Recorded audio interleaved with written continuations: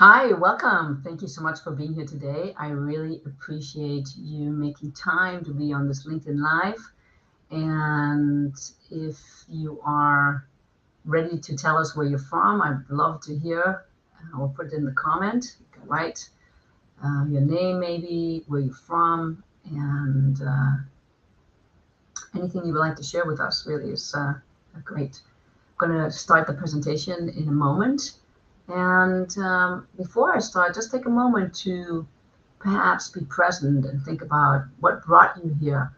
What is it that had you interested in showing up more powerfully in your life, whether that's in your personal life or in your business life?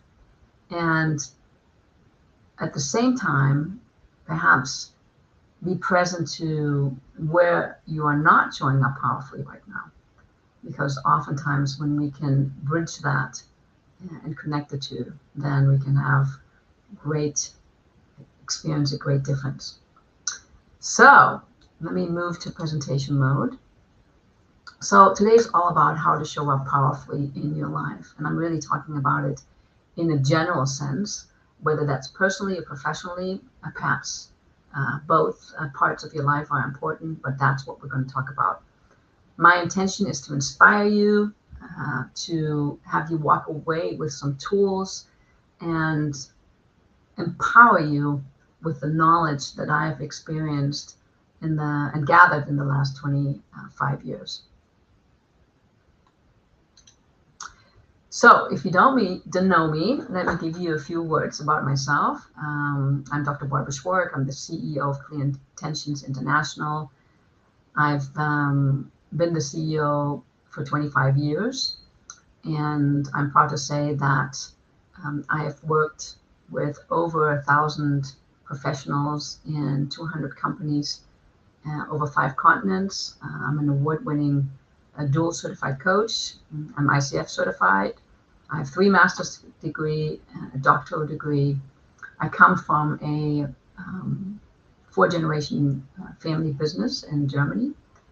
And I'm an author, I'm a speaker, I'm a blogger.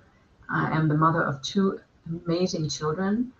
And I think what's most important is that I deeply care about you, and I deeply care about your success. The mission of Clear Intention is to assist people from all over the world to manifest their goals, dreams, and desires. So that's a little bit about me.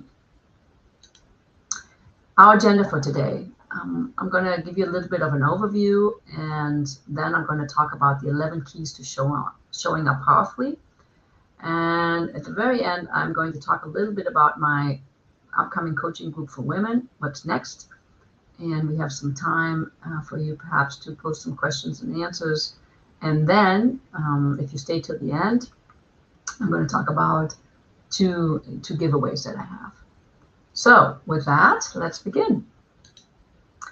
Okay, so today's all about showing up powerfully. And oftentimes when we think about a physical or visual manifestation of that, we have our arms, we're making a fist because that sort of feels powerful to us. And what does that actually mean? And why is that important? So showing up powerfully is important because it feels good. It feels good when we experience our power.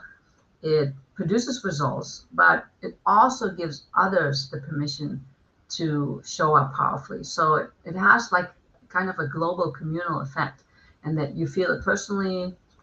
It produces results, but it also gives other people the opportunity to show up powerfully because they look at you and they say, oh, Barbara can do it, then I can do it as well.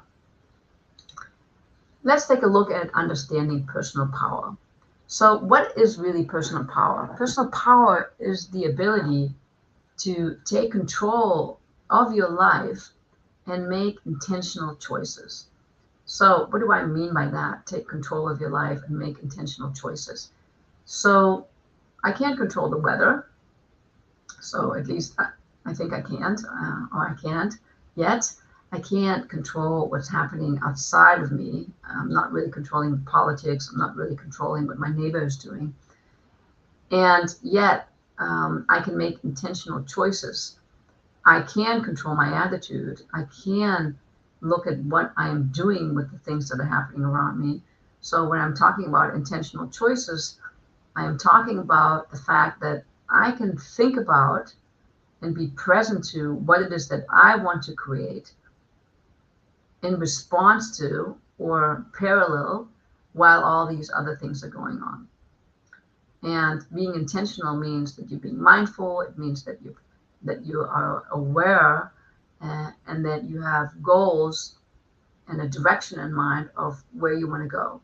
So the moment that I have a goal, or that I know that I'm moving myself from A to B, I'm already on a positive trajectory. Because when I am in the responsive mode, I am less in control, and I'm not really driving the car. I'm not really steering the ship because I'm responding to what's happening. Personal power comes from self-awareness, confidence, and a growth mindset. And what do I mean by that? It's like, if I'm aware of myself, if I know what's going on, what my strengths are, what my weaknesses are, I am better able to respond to circumstance. If I'm confident that I have the answers, or that I will be able to find a solution, or if I made a mistake or I fell down, that I will be able to get up, or I will know who will be able to assist me with getting up. And at the same time have a growth mindset, meaning not necessarily I have to make more or I have to accumulate more, but that I am on a trajectory from A to B. Then I am able to exude personal power. So personal power can happen at any point in your life, meaning so that if you are currently in a position where you really feel like you're a victim and things are happening to you, you can say, okay, from now on, I am going to look at my personal power, the power that I actually have, in the way that I want to respond to situation. My grandmother often said that there are three kinds of people that make things happen, people that watch things happen, and people that wonder what happened. And the people that wonder what happened, we commonly refer to them as victims. So you can decide right now if you want to stay in the victim consciousness, or if you want to look to see what you can do in order to move yourself into a more powerful position in a place of being powerful.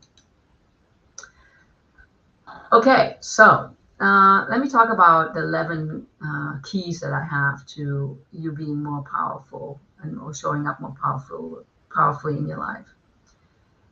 And this is a very old concept, and that is know thyself, and knowing thyself is the key. So whether it's Aristotle or Shakespeare that made quotes about knowing yourself, what is important about that is that when you know yourself, you have better capabilities to respond. Knowing yourself means knowing how you respond, knowing your patterns, knowing your beliefs, knowing your strength, knowing your weaknesses, knowing that I am 5'2" and I'm not going to be 5'10". And if I want to do some physical activity that requires me to be 5'10", that probably I'm going to be more challenged. It's knowing that I'm dyslexic, and if I'm writing an important email or letter to somebody, that it would be important to get it spell checked. I know we have ChatGPT now, but before ChatGPT, or before spell check, it was important to get assistance. And it's about knowing what you can or can't handle. So all of us, we have certain weaknesses, or we have certain situations that we have trouble with. I was talking to somebody the other day that was telling me that they were claustrophobic, and that it was difficult for them to get on a plane, and that they had to develop strategies on how to deal with that. So it's okay. Knowing yourself just means accepting all of who you are and all of who you're not. And so that you can develop the strategies for the things that you want to accomplish where you don't have strength, and that you can enjoy the strength that you have and celebrate those. Now, what can I do in order to know myself better And I've listed here a few practices to assist you with that. And, these are really, there's nothing special about these practices. They're very well known. And I'm talking about things like journaling, self-reflection, meditation, prayer, and seeking feedback. And there's a lot of other things that you can do as well, like being in nature. It's basically you making space and time for you to get to know yourself. There are online questionnaires that can assist you. There's like StrengthsFinder 2.0, tools that will assist you with getting to know yourself better if you don't really know. But there's also things like understanding your values, like who am I really? What's important to me? One of the exercises that I do with my clients is, and I also do it in the coaching group, is I ask my clients, what are the 3 to 5 values that you have? What is really important to you? What are the things when you look at your decisions or you look at your life, you can say, okay, maybe I've never defined those things in such a way, but those are really the things that are important to me. And values are often not the things that come from your culture or the things that you got from your parents, but things that you decided that these are the things that your decisions rest upon. My philosophy is that if you know your values and you're actually living your value and you're pretty close to living them 100%, that the byproduct is happiness, fulfillment, and just really a self-fulfilling life.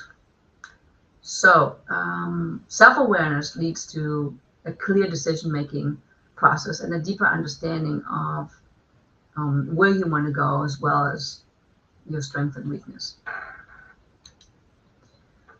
The next key is setting clear intentions and goals. And obviously this is important because I named my company after this, Clear Intentions.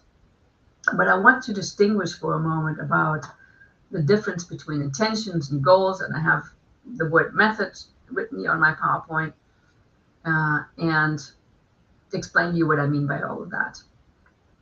So intentions for me are the qualitative part of the goal. So every goal has a qualitative part and a quantitative part. And the qualitative part is this emotional stuff. By the way, we are 10% intellect and 90% of your brain is emotions and unconscious and subconscious. And oftentimes we think that we're making rational decisions when really we can't make a decision in the absence of emotions. Everything is emotional, whether we like to believe it or not, or whether you are in touch with your emotions or not. Everything is resting upon emotions. And of course, the fight, flight, or freeze, which tells you how to respond in a crisis situation. These days, by the way, because we're living in such a stressful environment, in times the fight, flight, or freeze is heavily engaged.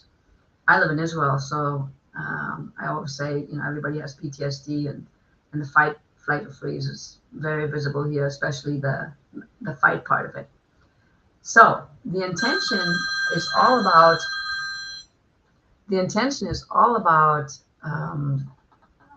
the qualitative part. So I told you my intentions for the presentation at the very beginning. I want it to be inspiring, I want it to be powerful, and I want you to feel like you can empower others. And my intention is to be relaxed and have a good time. So those are the more qualitative things, not necessarily goals where I could say at the end, I can define that. There's a clear, measurable outcome that I have because I set that goal.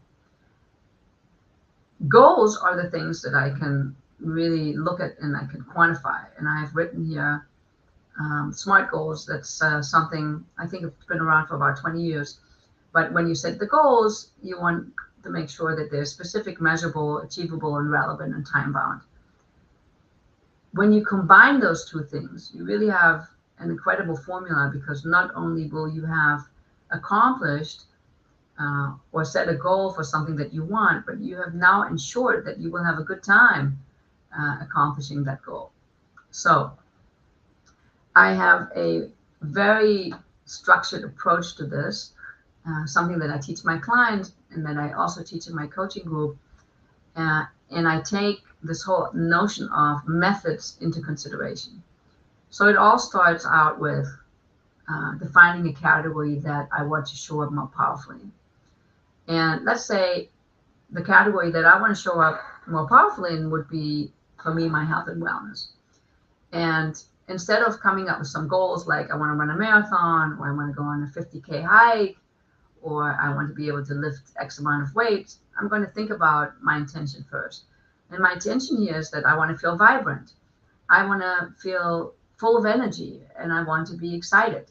And so that is going to be my driving force, the force that will keep me engaged when, the rubber meets the road and it's going to be tough. Now, fast forward to my goals. My goals could be to maybe run a marathon. I actually did run a marathon when I turned 50. Run a marathon, or I have a new goal, which is I want to go on a 3-day hike. So that's my goal. And I can say that the hike is happening in the beginning of October, and it has X amounts of kilometers, and that is my goal. Now, my methods are the things in between that are going to get me from A to B. So my method is going to be, I'm going to come up with a plan, a structured plan, a daily routine of how I'm going to get myself up to speed, and so that I can do actually it's a 50-kilometer hike. So you can apply that process for everything that you want to do, whether that's making more money or whether that's, falling in love. You always want to think about your intentions first, how you want to feel. You want to think about what it is that you want to accomplish, and then you want to look at your method, because sometimes the methods are different. And when we think about all these things first, we quickly realize that the method is not the right method for us. Another example would be I coached a woman years ago whose goal was she wanted to be closer to her sons. And she decided that she wanted to open up a franchise with her sons. And when I questioned her and I pushed her a little bit about what her intentions were and what the goal was and the method, it turned out that there were different methods that were much more suitable than for them to get to be in business with one another and work all the time, because that wouldn't have really provided them the closeness that she wanted. Okay, and again, important to look at SMART goals, because SMART goals make sure that at the end you actually have something that you can measure.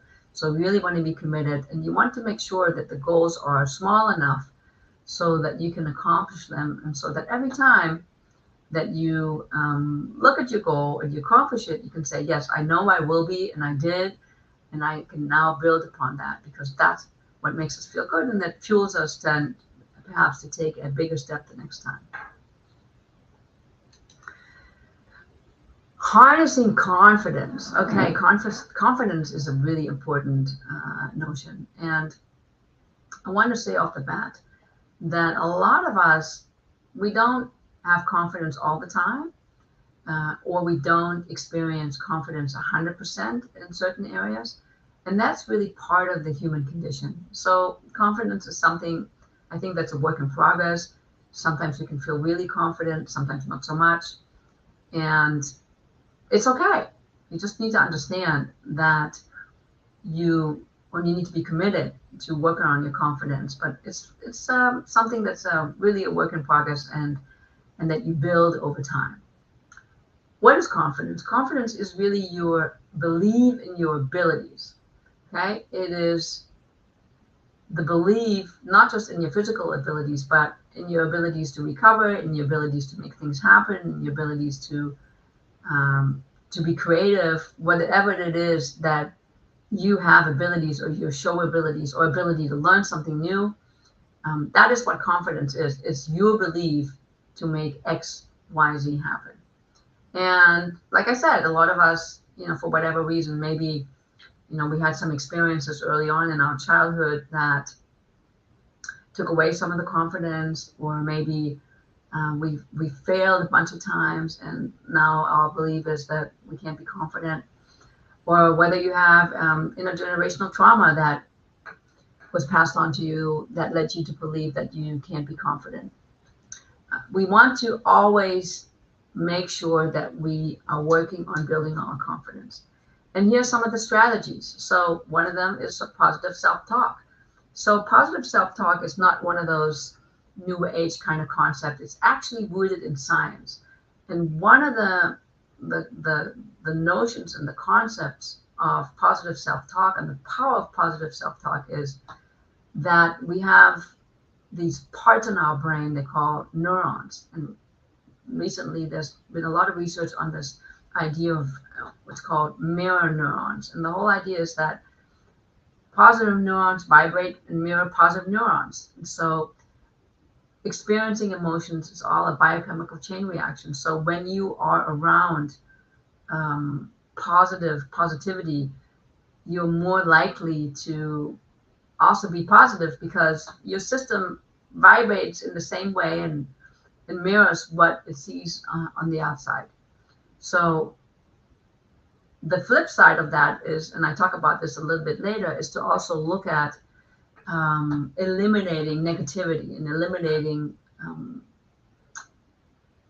blocks and places or people that you have in your life where you really feel that your confidence is negatively impacted. Celebrating success. So that's something that doesn't happen all the time. I used to be this kind of person of where, I used to accomplish a goal and then I used to say, okay, next. And I didn't really take the time to celebrate because, I don't know, maybe I felt like I wasn't worthy, or maybe I couldn't take the time, or, I was like too busy, hunting for the next success. But basically, it's very important that we celebrate successes. I have 2 little kids, and I remember when my now almost 8-year-old son was learning how to walk. And what do we do when the kids learn how to walk? We clap them on, we celebrate the success, we videotape them, we take pictures, we show it to everybody. We're so proud. The older we get, the less of that is happening. Why? I don't know. Maybe because we don't have the time for it, or we don't make the place for it, or we think we're not worthy of it. It's not important. I'm telling you, it's super important because, again, it's like the message that you're giving yourself is like, yeah, I accomplished something.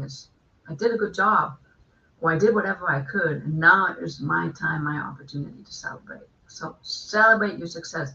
Make it part of your goal-setting routine. It's just as important as reviewing something and getting some feedback about, how did it go. Affirmations. Affirmations are super important. Years and years and years ago, athletes, Olympians, used the notion of using affirmations. And then slowly it came into the business world, and it came into the, personal lives. Affirmations are important. What's important is that it's repetitive because, again, it will change the way your brain works, and it will create what we call new neuroplasticity. And neuroplasticity is what it's all about, because the neuroplasticity is what helps us learn, it's what helps us grow. Changing your belief.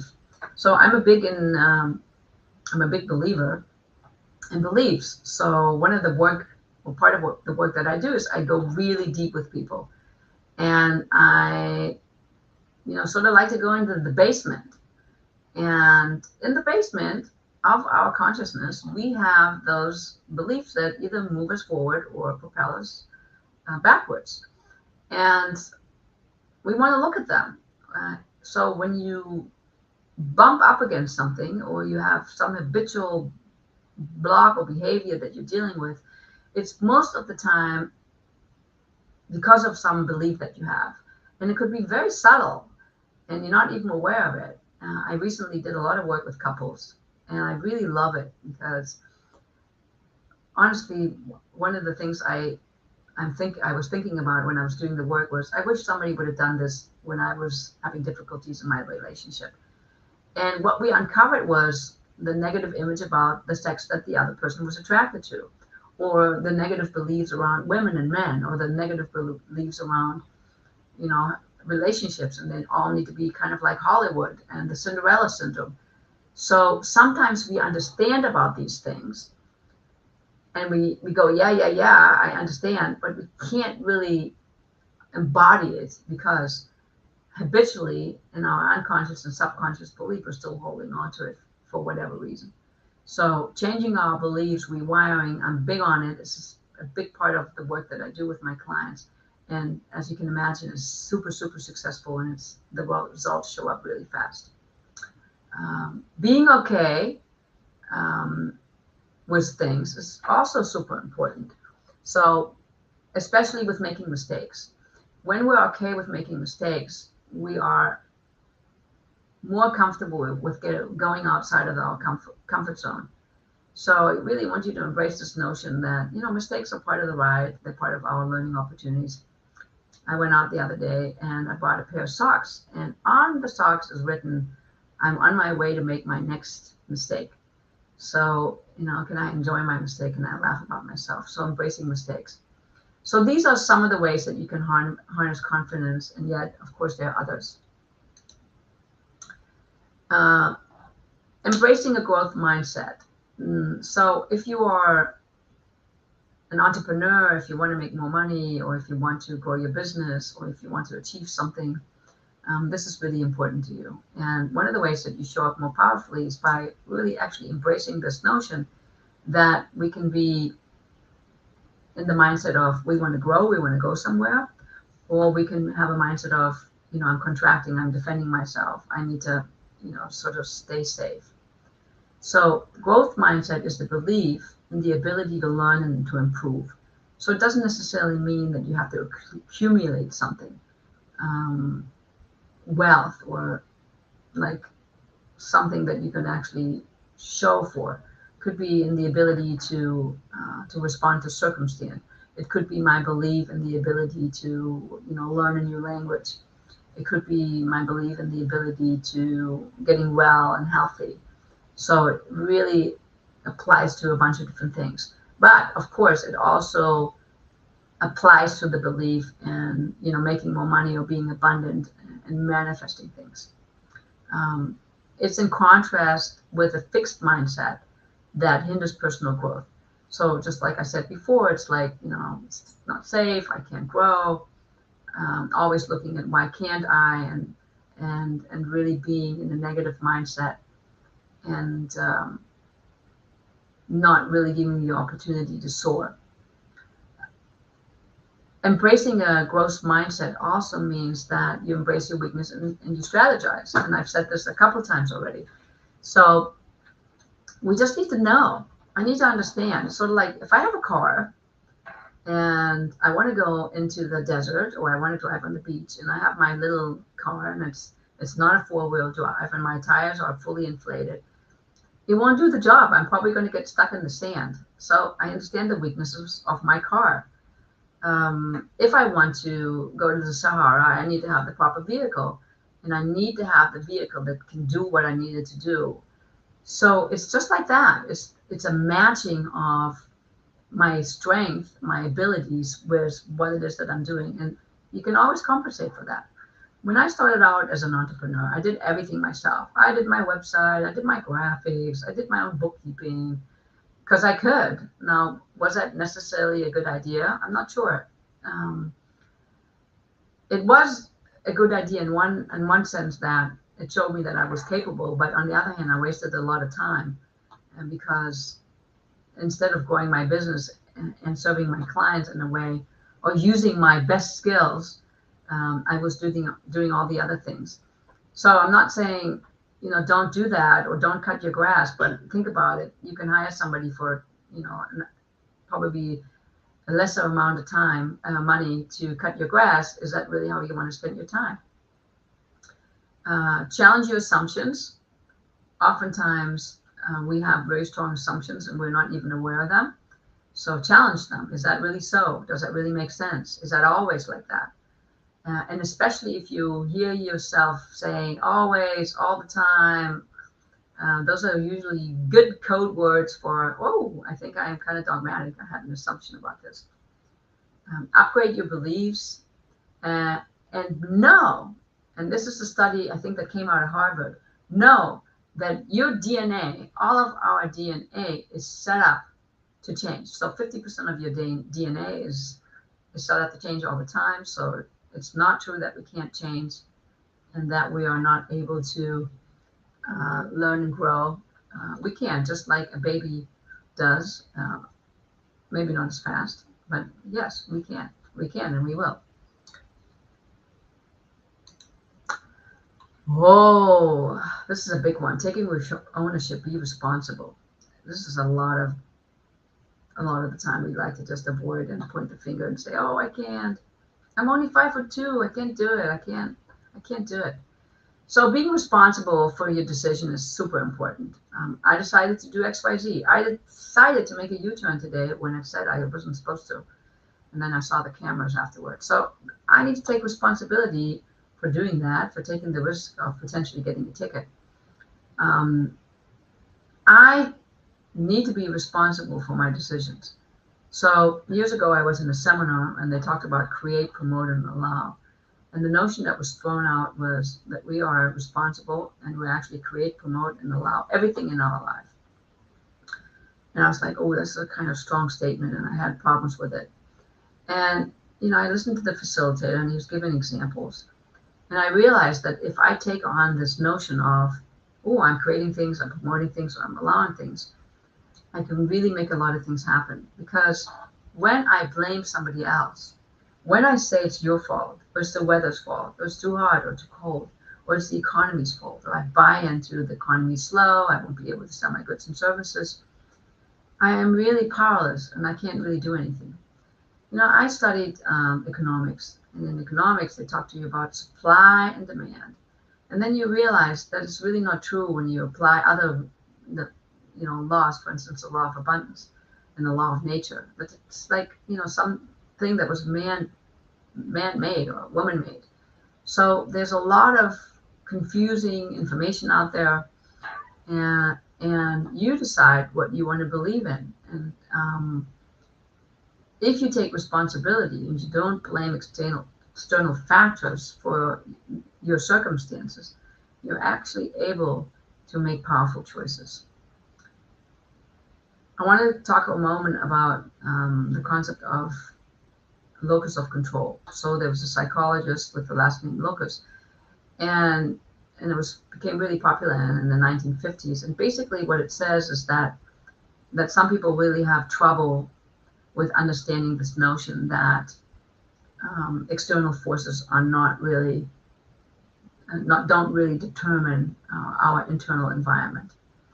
And if you're one of those folks who really struggle with this notion, first of all, know that you're not alone, and be gentle with yourself and slowly look at this concept and see if there's a way, if you can crack open the door that would allow you to take a little bit more responsibility. And sometimes it's really hard because of things that happen to us. So if you're dealing with abuse, if you're dealing with trauma, I want you to be gentle here, because it's not easy to say, oh, okay, I am responsible. I can take responsibility to what happened on the outside. So I'm talking about general life. I'm not talking about trauma. I'm talking about, things like the weather. I'm talking about things where we can actually take responsibility for the way that we're showing up. Practice resilience. So resilience is a big word, and we've been through COVID. If you live in Israel, you're constantly stressed about what's going on within the country and outside the country. But not just Israel. I think in general, the world is a little bit on edge right now. So it's important that we are resilient, meaning, what does that mean? It means that we have the ability to bounce back from setbacks. So last week, I lost a huge contract, 5-figure contract, and I was really disappointed. Initially, I was all excited, and I came up with some strategy to see how I could possibly still make it happen, and that didn't work out. And then I was disappointed, and I felt like that was a huge setback for me. And I looked at what would it take for me to be resilient about it. I took a day off. I spent some time with a friend, and I took some walks on the beach. And those are ways that you can support yourself and also understand that, setbacks are natural. They do not define my journey. And also believing that something better will come along and that it was meant to be. So some of the ways that you can strategize or have strategies or build strategies for having resilience are, developing a support system, like calling a friend, going for a walk on the beach, reframe the challenge, and definitely, I can't stress that not enough is to practice self-care.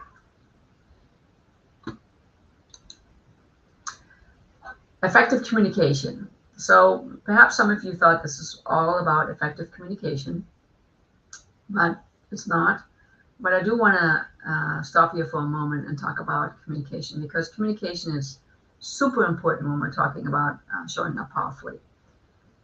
Why? Because when we show up, the way we communicate, whether it's with words or whether it's the way that we move our body or the way we send our energy out, is the way that the other person perceives us. So it's always part of the process of being visible.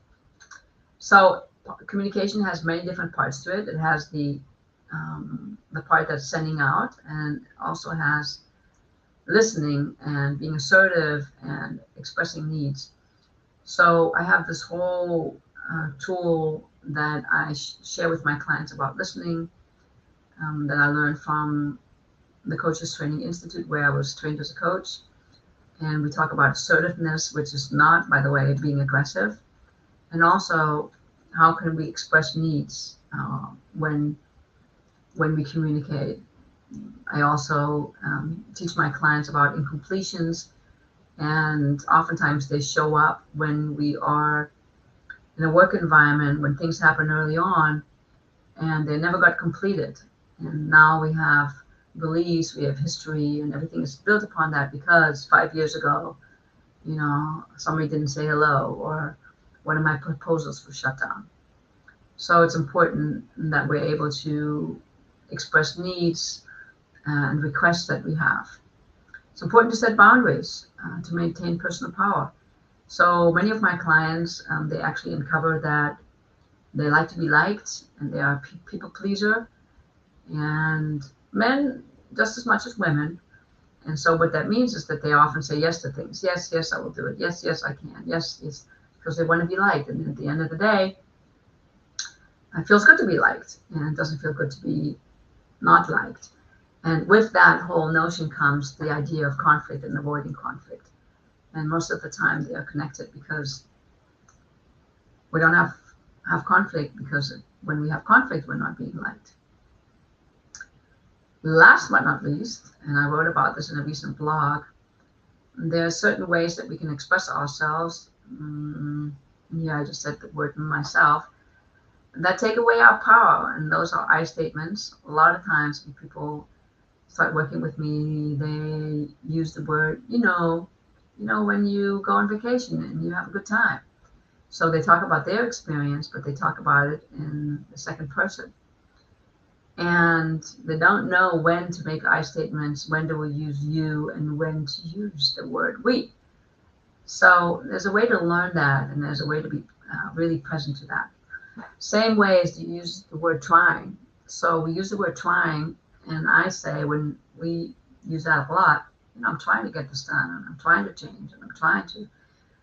There's an implied notion that says, well, if I won't be successful, that's okay.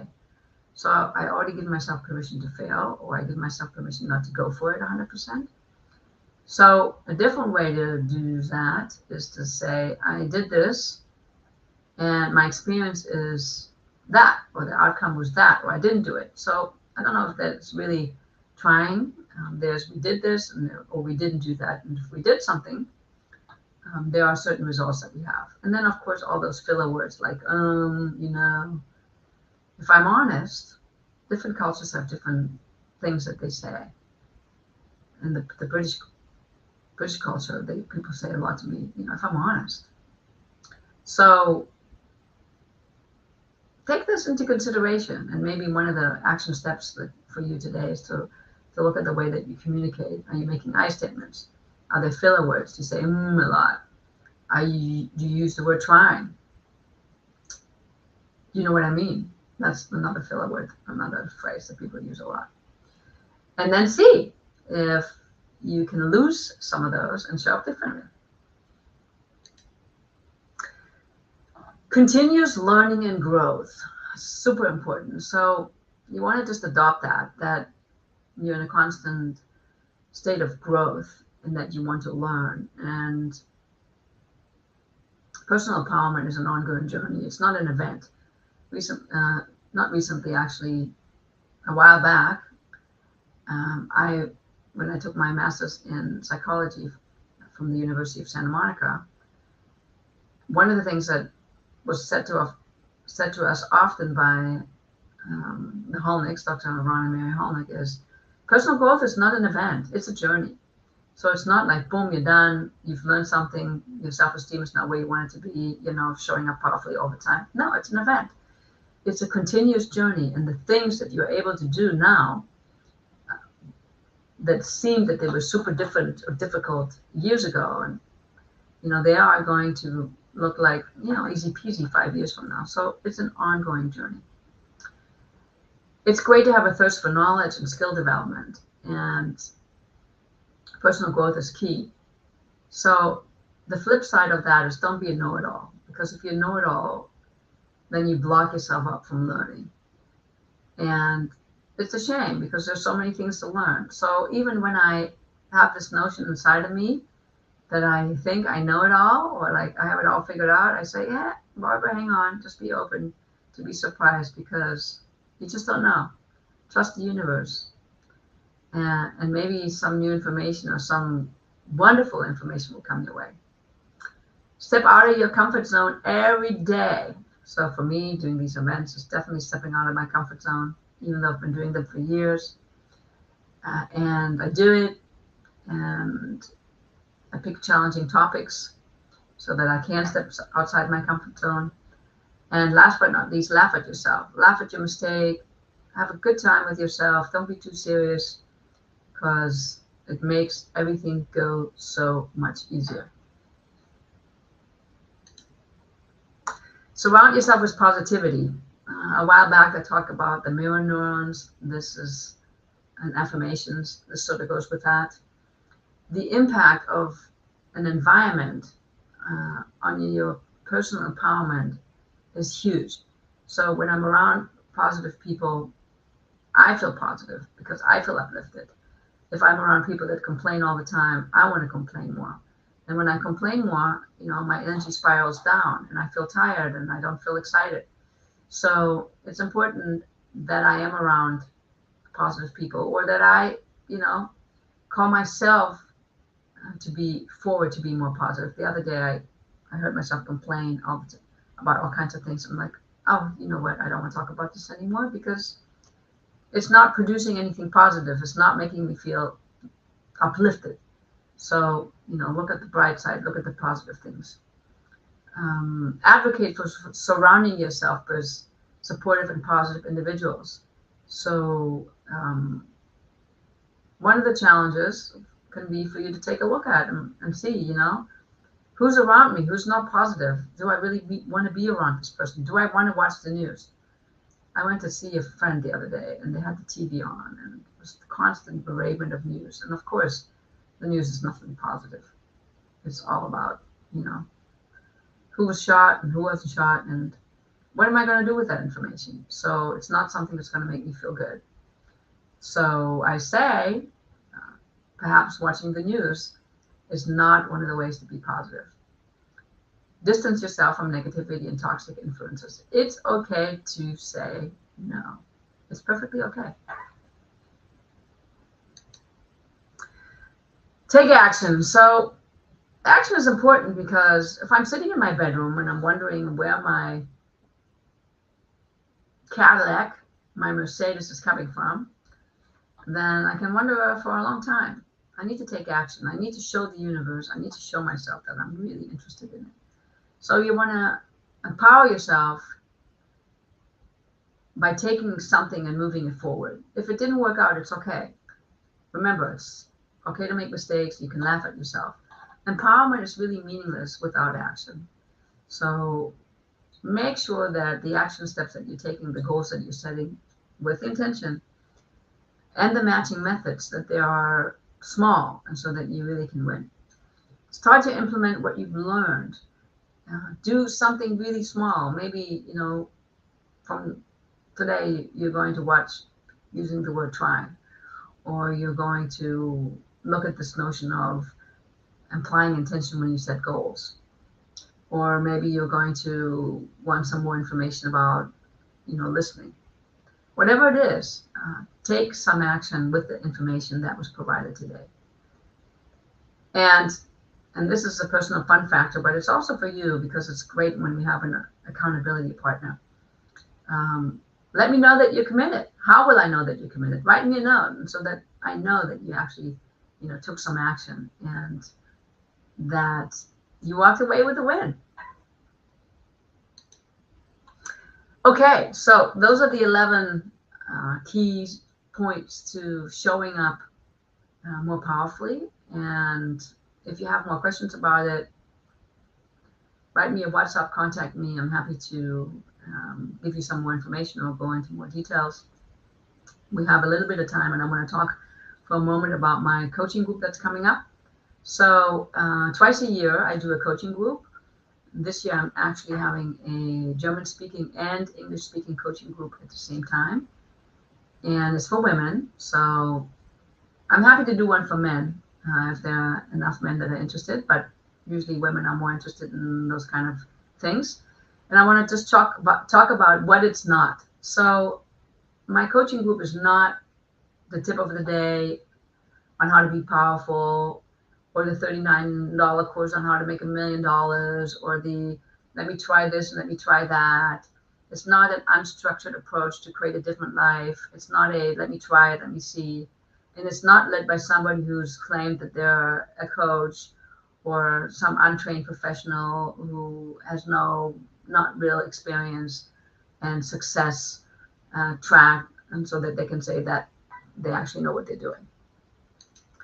What it is a very structured approach and proven methods to create change in any stage of your life or your business. And it doesn't matter how big your business is or where you are in your life. It's a place to learn new tools and get great support. It's a place for you to step out your comfort zone and really create massive, incredible change. It's a safe environment for you to be open, to be vulnerable, for us to see you. It's a platform, and I do a lot of work with my neuroemotional coaching and kinesiology, for you to change your belief and to let go of the things that are not working for you. It's a fundamental approach for you to actually have what you want. And it's guided by me. Like I told you in the beginning, I've been doing this for 25 years. I have a huge track record and many stories to support the success. And what I didn't write here is my love for you to win in your fantasies. So what do we actually do? We have 8 weekly group coaching sessions that take place on a Monday or on a Tuesday. I have a workbook that I have created for you with exercises that support you in the learnings and give you the tools that take you from week to week. We have weekly support videos and recordings of the sessions. There's an ongoing support group via WhatsApp. I set you up in small accountability groups. And the price is really unbelievable. It's valid until September 18th. It's $554 as an individual, or if you bring a friend, it's $875. There's a bonus that if you sign up, you get a copy of my book, From Intuition to Entrepreneur, A Woman's Guide to Manifest Your Dreams, with lots of instructions and examples and tools. And as a special, by the way, here's some testimonials from people. So I have some people from Tel Aviv, from Germany, from the US. from Switzerland. I have participants that are solo entrepreneurs, stay-at-home moms, CEOs of multi-million dollar companies, really a variety of women from all over the world and all ages. And my bonus for you today, if you sign up today, you get the 10% off discount. Let me know, send me a WhatsApp, and I will send you some information. And another giveaway that I have for you today is share your action step and the outcome on social media, and you get entered to win a free individual coaching session with me. So that is really all the things I have to say today. I want to leave you with a metaphor, and it goes like this. So imagine that you have a glass of water. Here's my glass of water, actually. And I want you to pretend to put all kinds of negative things into the water. So let's start with some salt. And then I put some pepper in it. And I put some vinegar in it. And now something bad happened to me. Like it's pouring down rain and there's a leak in my roof.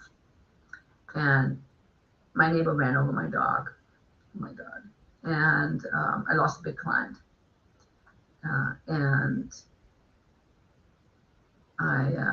I cut myself really bad. So let's swirl this around. Who wants to take a sip of this water? Hopefully nobody. But guess what? That was all imagined. That was all negativity. I made that up. That's not happening. So be very, very careful and very intentional about all the things that you put in your water. You want to put good things in your water, like love and powerful and self-confidence and intentionality. And then you can take a sip and enjoy all that life has to offer. Thank you for showing up. Have a great day. Until I see you again, take care.